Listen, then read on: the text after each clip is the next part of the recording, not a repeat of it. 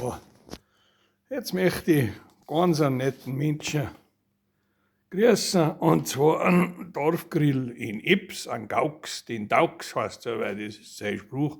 Und der hat mich einmal gefragt, dass der anscheinend so gute Händel machen soll. Ich weiß nicht, ich habe es noch nie probiert, aber ich werde es einmal probieren. Ich werde einmal inkognito hingehen, als Hähner probieren. Aber für den Gaux, den Daux, spiele ich jetzt ein Lied ein, und zwar für seine Hähner, wenn der Gockel Hochzeit macht. Und da grüß ihn schön in Ipsast, ein Dorfgrill. In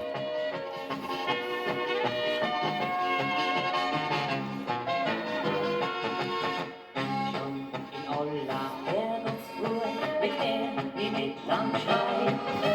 Drüben der Gockel laufen ist wie noch vorbei.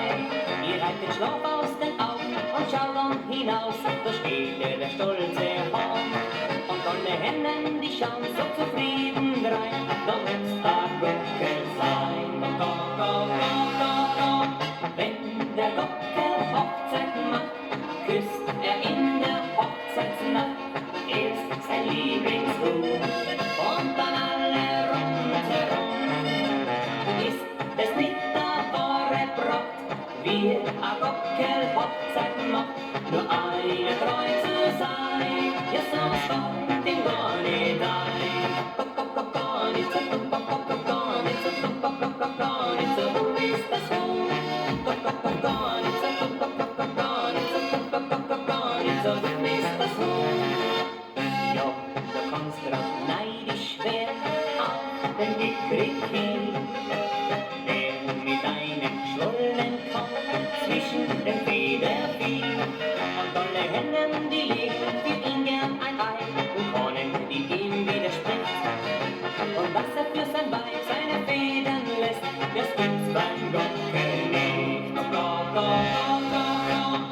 Wenn der Gockel Hochzeit macht, küsst er in der Hochzeitsnacht erst sein Lieblingshuhn und dann alle rundherum.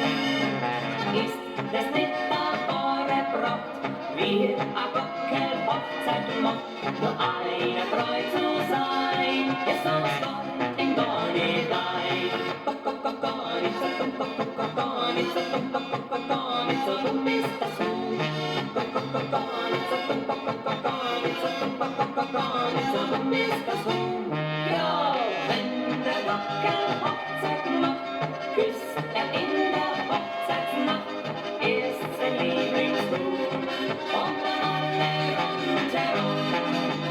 Ist es nicht der wahre Brauch, wie a Gockel Hochzeit